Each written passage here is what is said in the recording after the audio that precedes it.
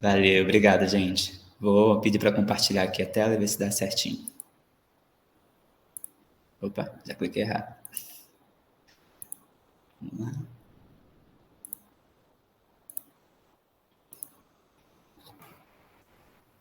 Boa. Então, boa tarde, pessoal. Me chamo Alex Coelho, eu sou um homem negro, tenho cabelo cacheado, que nesse momento está preso para cima, uso um headphone e visto uma camisa preta e ao meu fundo tem a parede branca aqui lisa. Então, o que eu vim falar hoje, né, nesse título dessa palestra é conversando sobre raça, mais do que só perguntar é preto ou é negro, né? E eu quero começar dizendo que eu estou muito feliz dessa oportunidade de compartilhar conhecimento, né? Dizer que essa mini palestra aqui, né, não tem um propósito de esgotar esse tema, muito menos de tentar alcançar todos os pontos possíveis sobre esse assunto. Então, o que eu pretendo trazer aqui são pequenas provocações, apresentar algumas abordagens e fazer um convite para que a gente consiga sustentar diálogos mais autênticos, empáticos e inclusivos. E aí, de partida, se tem algo que eu gostaria que ficasse aqui desse encontro, seria essa dica, né? De conecte-se antes de tentar resolver um problema. E aí, vamos imaginar um exemplo, né? Eu vou puxar um exemplo a partir do que eu vi esses dias no Instagram do Resito. Não sei se vocês conhecem, ele é um homem negro que nos conteúdos dele, ele conta algumas experiências raciais para reflexão mesmo. Então, ele estava contando ali essa história quando estava numa conversa com seu maquiador, uma pessoa branca, e aí essa pessoa comenta ali, né, para o Resito, sabe o que é engraçado? Às vezes eu olho para você e não sei se você é preto, se é branco. Aí o Resito, oxe, mas como assim, né? Eu sou negro, minha base da maquiagem aqui é marrom, você não tá vendo meu rosto, pelo amor de Deus, né? Como você não sabe se eu sou preto ou sou branco? E aí o maquiador, naquele momento, começa a ficar meio desconcertado, né? Falando, não é isso, né? É que a gente ouve você falando e a gente acha que é uma pessoa branca falando. Mas aí quando a gente olha para você, é uma pessoa negra. E aí o Resito, que viagem é essa, né? Exclama assim, né? E então o que você está querendo dizer é que para você parece que eu tenho um certo vocabulário que pessoas negras geralmente não conseguem acessar, é isso? E aí o maquiador vai e diz, não, esquece. Eu não estou conseguindo me expressar e vou acabar te ofendendo. E aí, fecha aspas aqui, né? Esse exemplo, ele é interessante porque, como o próprio Resito explica ali nos vídeos depois, o maquiador talvez, até meio sem saber, estava indo numa construção de ideia bem racista, né? E no momento que o Resito contesta ele, o que geralmente acontece nesse contestamento, né, nessa contestação ali, seguir um caminho, a pessoa seguir um caminho do tipo, calma, não foi essa a minha intenção, ou ainda perguntar, eu fui racista, né? Como se a preocupação fosse não parecer racista do que, de fato, uma preocupação com aquela outra pessoa na conversa. Então, quando o maquiador, né, prefere não seguir esse caminho e dizer, vamos parar por aqui porque eu não quero te ofender, para mim, né, Alex, demonstra minimamente um outro caminho possível de conexão. E aí, quando estou falando de conexão, a gente pode tentar entender e fazer esse esquema na nossa cabeça, né? Quando alguma situação difícil, delicada aparece, o primeiro, né, é a gente pensar, né, como é que o outro está? O que será que aquela outra pessoa está sentindo? O que será que é importante para ela? Ou seja, como ela está agora e como será que ela gostaria de estar? E aí o segundo ponto é como eu estou agora, como eu gostaria de estar. Então, quais são meus sentimentos e necessidades? Ou seja, a gente se conecta nesse lugar de sentimentos e necessidades e depois a gente resolve algo que tem que ser resolvido naquele momento. Depois a gente pensa em estratégias para atender essas nossas necessidades. E isso é importante até para quando a gente pensa que algo a gente já pensou numa ótima resolução, né? Mas vale a gente refletir de novo. A gente tem o costume de dizer nessas situações que falamos na melhor das intenções, que somos pessoas boas, né? Mas veja, o racismo, ele não enxerga a moralidade das pessoas. Então, quem aqui já ouviu ou até falou algo como: ah, como assim? Como assim racista? Eu sou uma pessoa boa, né? Se você é uma pessoa boa, eu não sei, não tem como dizer. Mas o que eu posso afirmar é que nenhuma posição ela está preservada de reproduzir o racismo. Então, será que a boa intenção basta? Né? E aí eu coloco essa frase aqui para a gente refletir um pouco mais, né?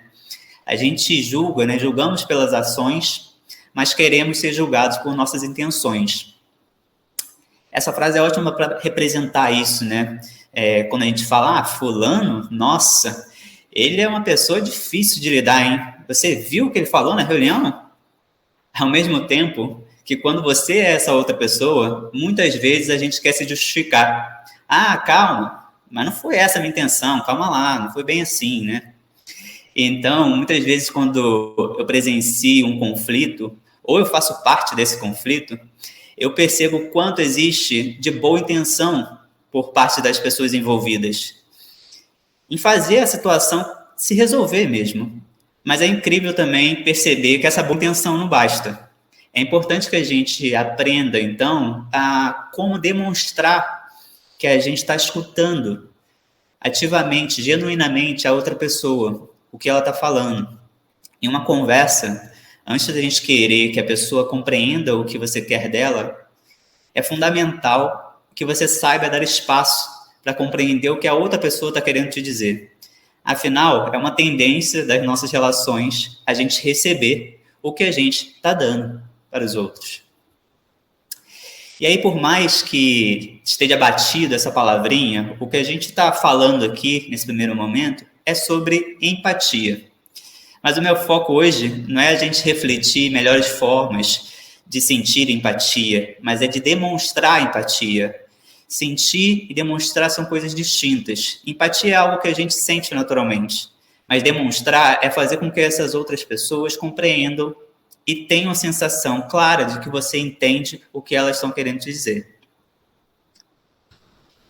E aí, pegando a CNV, a comunicação não violenta, como uma referência de uma possível abordagem para a gente ter melhores interações, a CNV ela traz a importância de tomar consciência de todas as vezes que interrompemos um fluxo de ideias e, por consequência, essa conexão com a outra pessoa. E isso que acontece dessa interrupção, a gente chama ali de obstáculos da empatia. Ou seja, são esses comportamentos comuns que a gente adota que, ao invés de aproximar do que verdadeiramente importa na interação, a gente acaba se afastando. Então, fazemos isso muito frequentemente nas melhores das intenções, mas que, na verdade, bloqueia muitas vezes o diálogo. E numa conversa, sobretudo quando tem uma tensão racial, né, uma ansiedade de tentar demonstrar empatia, nessa ansiedade, a gente acaba reproduzindo esses obstáculos para que de fato a empatia aconteça, para que de fato a conexão aconteça. E se tratando de questões raciais, ainda é mais difícil, porque de modo geral, no Brasil, a gente está tocando em temas ditos como tabus, né? E aí aqui eu vou trazer um outro exemplo de um outro conteúdo da Silvia Silva. Deixei o arroba dela ali, pequenininho embaixo. Silvia Silva, psicóloga. Por quê? Né?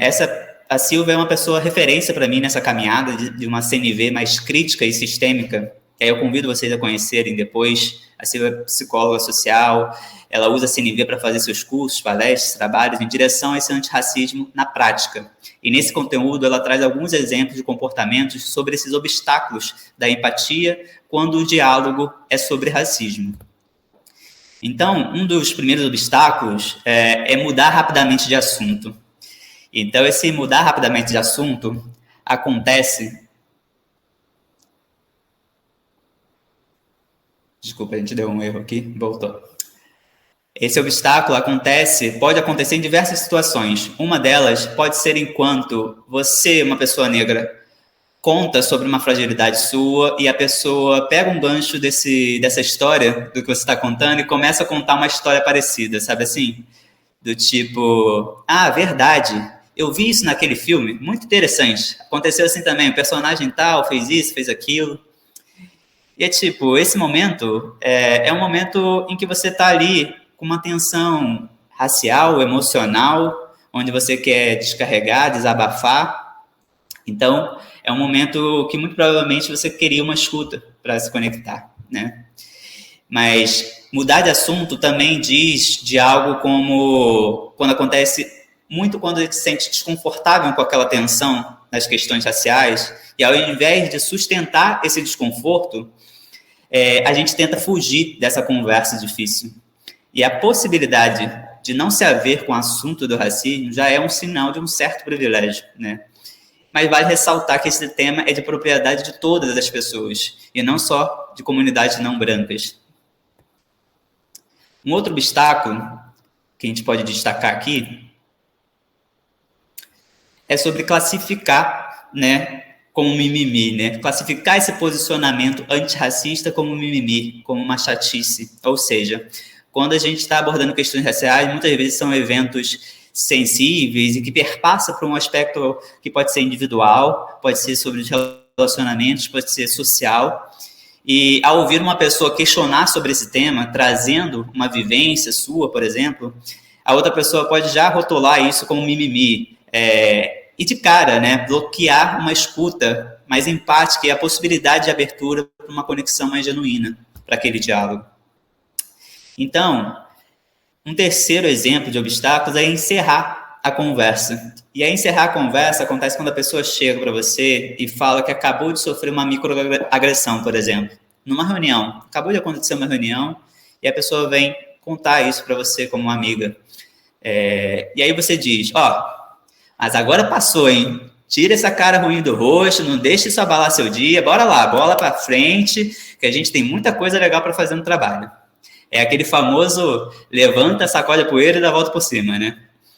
Mas que naquele momento a pessoa nem tinha começado ainda a conversar contigo, a desabafar. Ou seja, quantas vezes a gente não acaba diminuindo o problema de outra pessoa sem nem mesmo perceber. E aí um quarto obstáculo é dizer que não foi bem aquilo que se quis dizer, né? É se fazer desentendido, da pessoa desentendida. Esse obstáculo é um pouco do que a gente falou lá no início, sobre as intenções, né? Pode ter pessoas que fazem esses desentendimentos intencionalmente, mas acredito que muitas querem, talvez, até inconsciente, colocar suas intenções na frente do impacto que essas falas e comportamentos podem gerar nas outras pessoas. Eu jurava que a montanha do... E aí eu queria passar um videozinho, eu acho que está saindo som, se não tiver, vocês me avisem, mas acho que está tudo ok. Do filme Divertidamente, dessa animação da Disney que aborda o tema de inteligência emocional de uma forma simples e didática ali. E esse trecho, tem 2 minutos, ele exemplifica um pouco sobre o que a gente viu sobre esses obstáculos. Na cena tem o elefante, né, o cor-de-rosa, e que ele sofre alguma perda ali, que vocês vão entender, e aí a partir disso acontece um diálogo com 2 personagens, uma representada pelo sentimento da alegria e outra representada pelo sentimento da tristeza. Vou colocar o play aqui. Pônei brilhante era ali. O que tá vendo, hein?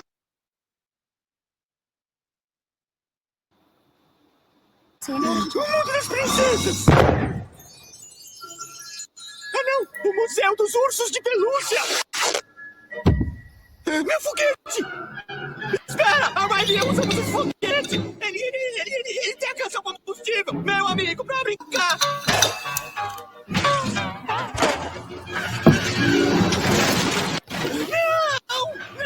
Não pode levar o meu foguete pro lixão! A Riley e eu vamos pra lua!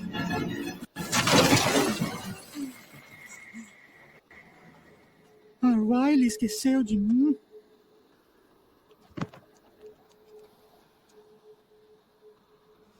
Ei, vai ficar tudo bem. A gente vai ajudar. A sala de comando nos espera. Pra que lado é a estação? Eu tinha até um plano de viagem. Ei, olha a casquinha! O monstro cosqueta apareceu! Ei, Bing Bong, olha isso. Ó, brincadeira nova. Você aponta a direção da tal estação e nós caminhamos pra lá. Vai ser tão legal. Vai, vamos pra estação. Que pena que levaram seu foguete. Era uma coisa que você amava. Se foi. pra sempre. Tristeza, não piora as coisas. Desculpa. Era tudo que eu tinha da Riley. Aposto que vocês têm várias lembranças. Oh, tenho muitas. Nós já voltamos no tempo pra tomar café 2 vezes. Que incrível. A Riley gostou? Gostou sim. Minha melhor amiga. É, que triste.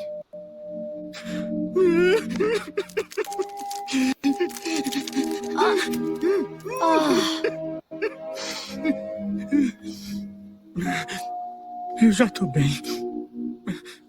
Bem, a estação fica por aqui.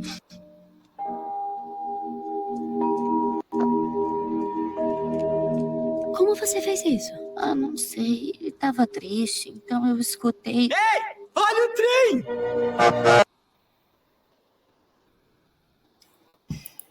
Então, pessoal, esse trecho é bem rapidinho, né? Deixa eu passar aqui. Então, a gente pode perceber nesse trecho aí do Divertidamente que a alegria quis logo tentar ali resolver o problema. E com a simpatia, né? A simpatia, apesar de ser essa característica agradável em muitos casos, ela ainda assim pode ter um poder de desconectar as pessoas. Já a tristeza, o que ela fez depois, né? Ela abriu espaço para a conexão. Ela mostrou presença, né? Mostrando presença e oferecendo uma escuta. Então, a empatia é a capacidade de tentar compreender a realidade interna de outra pessoa, independente da gente estar ou não de acordo com ela, independente ou não da gente simpatizar com ela. Então, demonstrar empatia pode trazer e traz conexão. E aí, né, alguns pontos de atenção aqui que eu queria destacar e desmistificar um pouco sobre algumas ideias que ficam no imaginário popular quando a gente fala sobre CNV, sobre comunicação não violenta. O primeiro é que comunicação não violenta não é sobre evitar conflitos, né? Porque dá essa conotação de não violência é não ter conflitos. Mas muito pelo contrário. O conflito de ideias e de vivência, por exemplo, é algo importantíssimo para diálogos e debates, para que haja transformação de fato. Em toda relação que vale a pena, vai haver conflito. E a CNV pode ser uma abordagem que nos apoia a conviver e lidar melhor com esses conflitos. Já um segundo mito aqui, né, de ser aquela pessoa boazinha, né?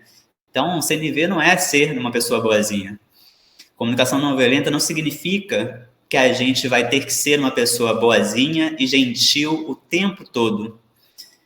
Na realidade, a não violência é uma visão de mundo que ajuda a gente a compreender melhor os comportamentos de outras pessoas e os nossos. E faz com que a gente consiga, né, posicionar e encontrar nossa voz no mundo de uma maneira gentil, sim, mas e firme, né?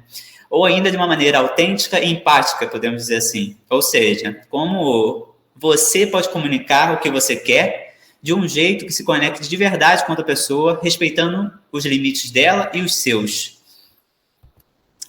Então, quando a gente fala de comunicar de maneira autêntica, né, é importante também destacar essa terceira armadilha aqui, que da autenticidade ser diferente do sincericídio.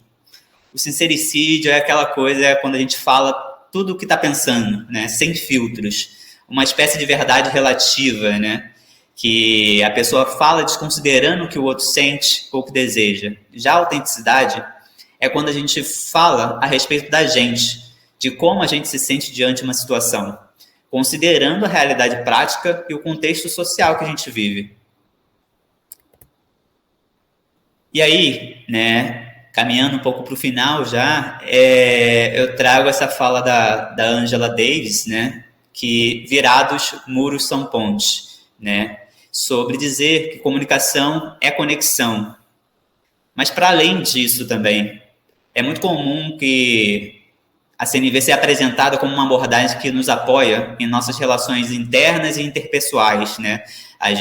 Nós com nós mesmos, né? E a gente com nossos relacionamentos próximos, né?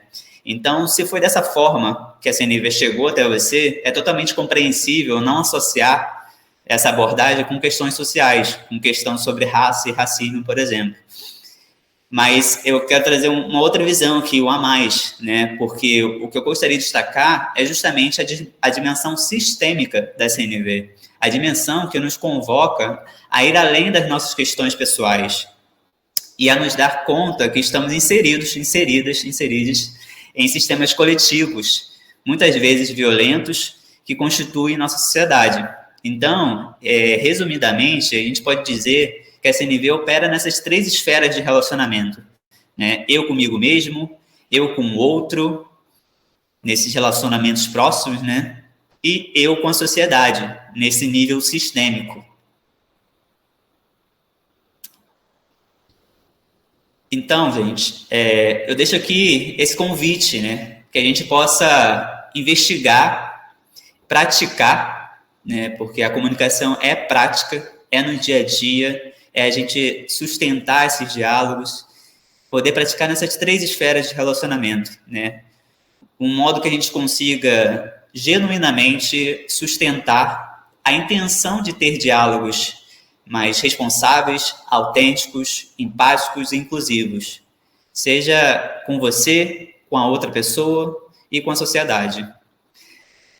É isso, gente. Obrigado. E aí, deixo minhas redes aí para a gente se conectar. LinkedIn, Instagram, Alex Coelho, com, em vez do um O no final, é um zerinho.